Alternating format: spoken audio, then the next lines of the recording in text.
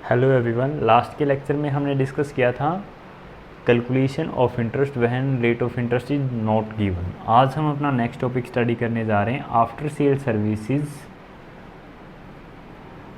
और free repair और maintenance by the vendor.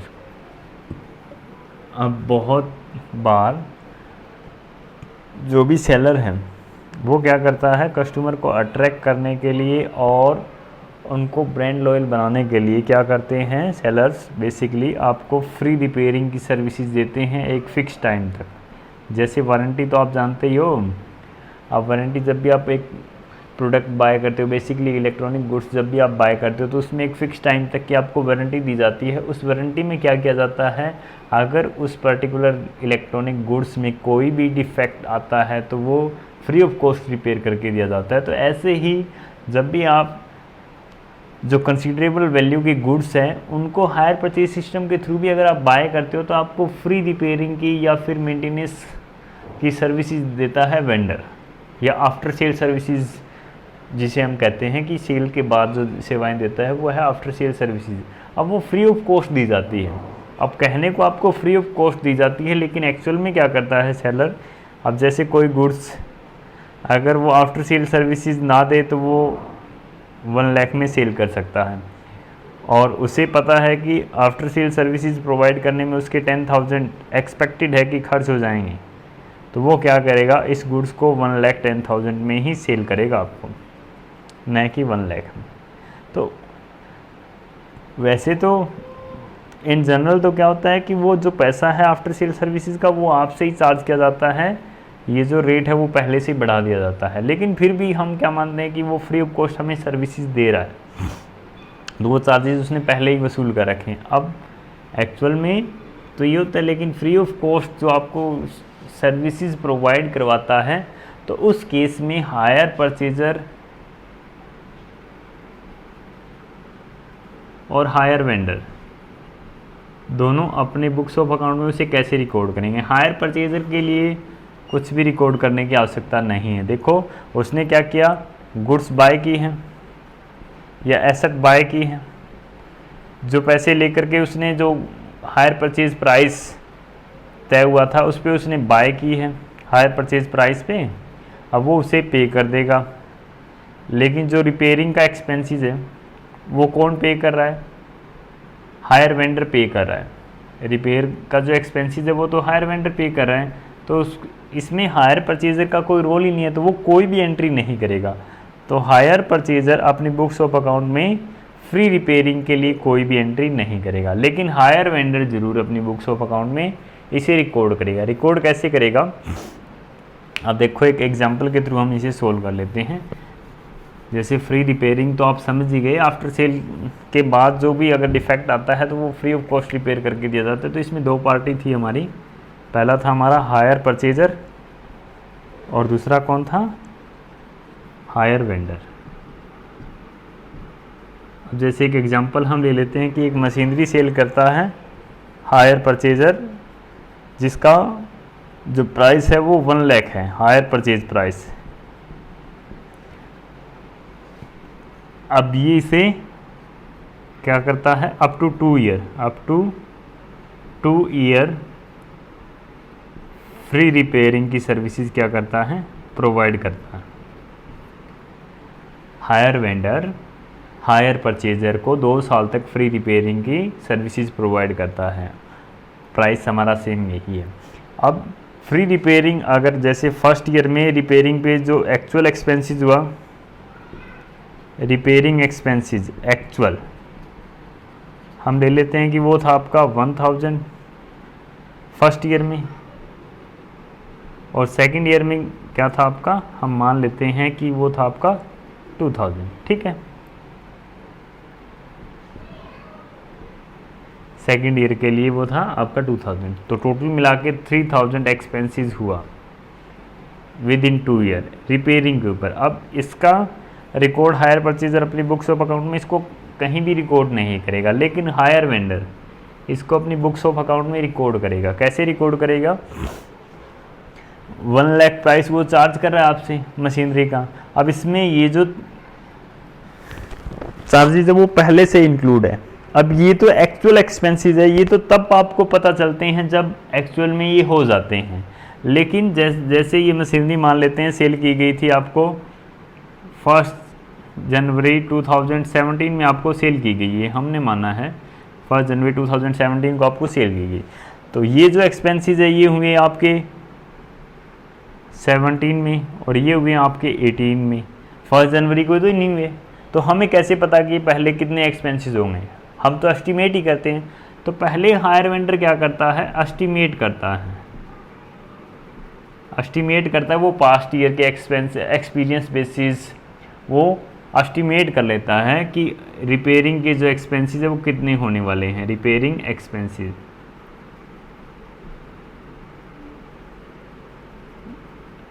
एक एस्टिमेशन वो लगा लेता है फर्स्ट ईयर के लिए कितने होंगे और सेकंड ईयर के लिए कितने होंगे। जैसे इसने एस्टिमेट लगाया था फर्स्ट ईयर के लिए होने वाले हैं आपके 2000 और सेकंड ईयर के लिए होने वाले हैं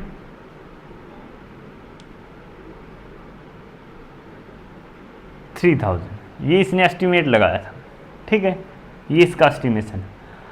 अब जब हायर वेंडर सेल कर देता है तो सेल की एंट्री सेम रहेगी, लेकिन इसके लिए जो उसने एस्टिमेशन लगाया है 2000 और 3000, अब ये क्या इंडिकेशन है उसके लिए कि ये 2000 रुपये का खर्चा उसके लिए कभी भी आ सकता है और ये 3000 का नेक्स्ट ईयर में कभी भी आ सकता है। तो जैसा हम अकाउंटिंग में स्टडी करते हैं, हमारे अकाउंटिंग की जो कन्वेंशंस है, कन्वेंशंस ऑफ कंजर्वेटिज्म, वो क्या कहती है हमें कि हम पहले से ही हमारे जो नॉन लॉसेज है उनके लिए हम प्रोविज़न क्रिएट कर लें। तो हम क्या करेंगे, इनके लिए पहले से ही एक व्यवस्था करके चलेंगे कि ये हमें पे करने होंगे। एक्चुअल अमाउंट नहीं पता है, हमने एस्टिमेट किया है। तो अब जब हम इनके लिए व्यवस्था करेंगे, अरेंजमेंट करेंगे, तो एक अकाउंट हम ओपन करेंगे, एक न्यूली अकाउंट हम ओपन करेंगे जिसे हम कहेंगे रिपेयर रिजर्व। हम पहले से रिपेयर के लिए रिजर्व क्रिएट कर रहे हैं, या फिर इसको नाम दे दिया जाता है रिपेयर रिजर्व की जगह दूसरा आपका नाम इसका अकाउंट्स का यूज़ कर लिया जाता है, basically maintenance.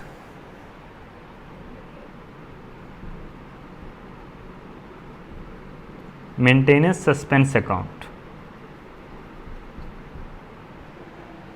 Maintenance suspense account या रिपेयर रिजर्व, दोनों में से कोई एक अकाउंट आप ओपन कर लेते हो। बेसिकली हम जो यूज़ करेंगे वो रिपेयर रिजर्व यूज़ करेंगे, मेंटेनेंस सस्पेंस भी आप यूज़ कर सकते हो, ठीक है। तो हम एक अकाउंट नया ओपन करेंगे रिपेयर रिजर्व। किसकी बुक्स ऑफ अकाउंट में, हायर वेंडर की बुक्स ऑफ अकाउंट में। हायर परचेजर की बुक्स ऑफ अकाउंट में हमें कुछ नहीं करना है, ठीक है। तो मैं यहाँ हायर परचेजर का जो पोर्शन है वो रफ कर देता हूँ। अब ये हम मान लेते हैं कि ये ओवरऑल पोर्शन जो है हायर वेंडर का ही है। अब हम यहाँ उसके बुक्स ऑफ अकाउंट में क्या एंट्रियाँ करेंगे ये रिकॉर्ड करने वाले हैं। जनरल एंट्री क्या की जाएगी, अच्छा सबसे पहले जो सेल की थी उसकी रिकॉर्डिंग की जाएगी। सेल हमने जैसे 1 जनवरी 2017 को हमने सेल की है, हमने मशीनरी सेल किया, हमारे लिए गुड्स है, हायर वेंडर हम तो हमारे लिए गुड्स है। हमने जिसको सेल की है उसका नाम हायर परचेजर अकाउंट डेबिट,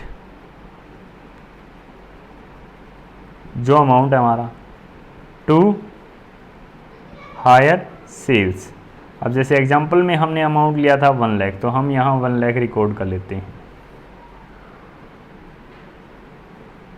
ठीक है। तो ये पहली एंट्री हायर सेल की थी। अब नेक्स्ट एंट्री फर्स्ट ईयर के लिए हमने ये मान लिया कि 2000 हमें चाहिए होंगे, सेकंड ईयर के लिए हमने ये मान लिया कि 3000 हमें चाहिए होंगे, एक्सपेंसेस हो सकते हैं। तो टोटल मिला के कितने एस्टिमेटेड हैं, 5000 एस्टिमेटेड है रिपेयरिंग के ऊपर। तो हम जो रिपेयर रिजर्व है वो क्रिएट करेंगे, इस अमाउंट से ही क्रिएट करेंगे, क्योंकि हायर सेल में जो अमाउंट है उसमें पहले से इन्वॉल्व हो, तो हम इस अमाउंट से ही रिपेयर रिजर्व हम क्रिएट कर देंगे कि ये जो वैल्यू हायर सेल से हमें मिलने वाली है ये 95,000 तक ही एक्चुअल हमें रिसीव होगी, हमें 5,000 रुपये एक्सपेंसेस करने पड़ सकते हैं, ठीक है। तो हम इससे एक रिजर्व क्रिएट कर देते हैं। अब ये हमारा क्रेडिट हुआ था जब हमने सेल की थी, अब इसमें से हम कहीं और ट्रांसफ़र कर रहे हैं, एक नया रिजर्व अकाउंट हम ओपन करें, तो हायर सेल्स अकाउंट आपका क्या हो जाएगा, डेबिट हो जाएगा। इसमें से 5000 हमने निकाल के दूसरे अकाउंट में डाल दिए, जो कि है टू रिपेयर रिजर्व अकाउंट। ये एंट्री आप कर दोगे जितने अमाउंट की आपकी एस्टिमेटेड अमाउंट है, क्योंकि हम पहले हमें एक्चुअल तो पता ही नहीं, एक्चुअल तो जब होंगे तब हमें पता चलेगा। तो जो एस्टिमेटेड अमाउंट है उससे हम ये जनरल एंट्रियाँ कर देंगे स्टार्टिंग में जब हमने मशीनरी सेल की है, ठीक है। अब उसके बाद वही एंट्रियाँ इंटरेस्ट ड्यू हो जाने की, इंटरेस्ट रिसीव करने की और इंस्टॉलमेंट रिसीव करने की एंड सो ऑन। साल के अंत में या जब भी आपके रिपेयरिंग एक्सपेंसेस होंगे, जैसे ये रिपेयरिंग एक्सपेंसेस आपको पे करने पड़े, मान लेते हैं 30 जून 2017 को एग्जांपल के अकॉर्डिंग हम चलें, तो 30 जून 2017 को आपने एक्सपेंसेस पे किए, तो आप यहाँ एंट्री करोगे 30 जून 2017 को आप एंट्री करोगे। एंट्री क्या करोगे, अब आपको रिपेयर एक्सपेंसेस अकाउंट डेबिट नहीं करना है। जनरली आप क्या करते हो, जब रिपेयरिंग का एक्सपेंसेस आपका होता है तो repair expenses account debit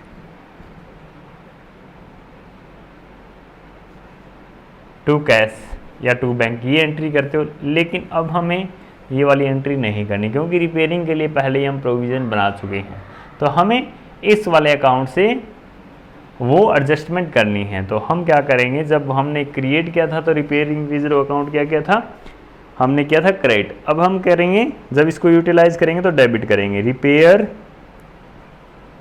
reserve account debit to bank account. जितने अमाउंट की हमारी एक्चुअल रिपेयरिंग हुई है उस अमाउंट से, तो जिस भी अमाउंट से हमने एक्चुअल रिपेयरिंग करवाई है वो अमाउंट हम यहाँ करेंगे डेबिट। रिपेयर रिजर्व अकाउंट आपका डेबिट होगा। रिपेयरिंग का जो पहला हमारा एक्सपेंसेस था वो 1000 था, तो 1000 टू बैंक 1000, ठीक है। तो ये वाली एंट्री आप कर दोगे रिपेयरिंग करवाने के लिए, ठीक है। उसके बाद जब आप खाते बंद करोगे 31 दिसंबर 2017 को हम एज्यूम कर लेते हैं खाते बंद आप कर रहे हो, तो अब आपका जो एस्टिमेशन था वो कितना था 2000, आपके एक्चुअल एक्सपेंसेस हुए 1000। अब 1000 इस ईयर के लिए आपका क्या है, सेविंग होगी। अब ये सेविंग आपको क्या करनी है, इसके लिए आपको कोई जनरल एंट्री नहीं करनी, ऑटोमेटिकली नेक्स्ट ईयर में चली जाएगी, ठीक है। अब नेक्स्ट ईयर में जैसे आपके एक्सपेंसेस हैं एक्चुअल में 2000 है और आपका एस्टिमेटेड 3000 है, तो नेक्स्ट ईयर में फिर से आप ये एंट्री करोगे। नेक्स्ट ईयर में जब भी आपकी रिपेयरिंग का एक्सपेंसेस होगा तो रिपेयरिंग रिजर्व अकाउंट डेबिट होगा आपका। नेक्स्ट ईयर में एक्चुअल एक्सपेंसेस 2000 है, टू बैंक 2000। अब ये एंट्री आपने कर दी। अब देखो रिपेयरिंग रिजर्व आपने क्रिएट किया था 5000 से, आपका रिपेयरिंग रिजर्व डेबिट हुआ 3000 से। स्टार्टिंग में आपने क्रेडिट किया 5000 से, डेबिट हुआ 3000 से, तो अभी भी 2000 का इसमें बैलेंस है। और जो आपका टाइम ड्यूरेशन था फ्री रिपेयरिंग का वो आपका कंप्लीट हो चुका है। तो अब आप क्या करोगे, जब 31 दिसंबर 2018 सेकेंड ईयर में जब आप प्रॉफिट एंड लॉस अकाउंट बनाओगे, अपने अकाउंट्स क्लोज कर रहे हो, तो अब आपको क्या करना है, आपकी जो सेविंग है उसको आप कहाँ ट्रांसफ़र कर दोगे, प्रॉफिट एंड लॉस अकाउंट में। वो ट्रांसफ़र आप कैसे करोगे, repairing reserve account debit to profit and loss account. कितना 3000 आपका यूटिलाइज हो गया, 2000 आपका रिमेनिंग रहेगा, ठीक है। तो 2000 से आप ये कर दोगे। अब एक चीज़ जो आपको नोट करनी है, देखो पहले साल भी हमारी सेविंग भी थी, लेकिन पहले साल हमने प्रॉफिट एंड लॉस अकाउंट में ट्रांसफ़र नहीं किया, क्योंकि हो सकता है अगले साल हमारे एस्टिमेशन से ज़्यादा एक्सपेंसेस हमें करने पड़ जाएं, तो वहाँ ये यूटिलाइज हो जाएगी। लेकिन सेकेंड ईयर में जब भी हमारा टाइम कंप्लीट हुआ फ्री रिपेयरिंग का, तो हम कहाँ ट्रांसफ़र कर देते हैं, इसे प्रॉफिट एंड लॉस अकाउंट में, क्योंकि अब इसके बाद अगर रिपेयरिंग का खर्चा होगा तो वो कस्टमर अपनी जेब से देगा, हमें नहीं देना, ठीक है। तो इसीलिए अब ये जो हमारी 2000 का बैलेंस रहेगा रिपेयरिंग रिजर्व में, ये एक्चुअल में हमारी सेविंग है, तो हम इसे प्रॉफिट एंड लॉस अकाउंट में ट्रांसफ़र कर देते हैं। उसके लिए आप एंट्री ये करोगे, ठीक है। अच्छा एक चीज़ और, अगर ऐसा हो जाता कि यहाँ जो अमाउंट है आपका एस्टिमेटेड अमाउंट आपका 1000 होता और एक्चुअल अमाउंट आपका 2000 होता, एस्टिमेटेड अमाउंट आपका होता 1000 और एक्चुअल अमाउंट आपका होता 2000, तब आप क्या करते, रिपेयरिंग रिजर्व अकाउंट आपको क्या करना होगा, डेबिट करना होगा 2000 से, और टू बैंक 2000, क्योंकि एक्चुअल में आपके इतने ही एक्सपेंसेस हुए हैं। अब उसके बाद इसी डेट को यहाँ हमें एक और एंट्री करनी होगी, 30 जून 2017 को ही हम एक और एंट्री करेंगे। वो एंट्री क्या करेंगे, हमें जो है हमारी एक्सपेक्टेशन से ज़्यादा पे करना पड़ गया। जैसे हमारी एक्सपेक्टेशन तो थी 1000 की, हमें पे करना पड़ा 2000। अब हमें लॉस हुआ है 1000 का और, तो हम क्या करेंगे, उस लॉस के लिए पहले से ही एडजस्टमेंट कर देंगे जिस डेट को हमने एक्सपेंसेस किए हैं रिपेयरिंग के। तो एक एडजस्टमेंट एंट्री आपकी इसी डेट को हो जाएगी, वो यहाँ नोट कर रहा हूँ मैं। आप रिपेयर रिजर्व में और ट्रांसफ़र करोगे, कहाँ से ट्रांसफ़र करोगे, प्रॉफिट एंड लॉस अकाउंट से। प्रॉफिट एंड लॉस अकाउंट आपका डेबिट होगा कितने से, जितना आपको और एक्सपेंसेस पे करना पड़ा, आपकी एक्सपेक्टेशन से ज़्यादा जितना आपको पे करना पड़ा, 1000 आपको और पे करना पड़ा, तो यहाँ 1000 टू रिपेयर रिजर्व अकाउंट 1000, ये वाली एंट्री आप और कर दोगे इसी डेट को। अगर आपकी जो एक्सपेक्टेड अमाउंट है वो लोअर देन है एक्चुअल अमाउंट से रिपेयरिंग की, तब आपने ये एंट्री करनी है।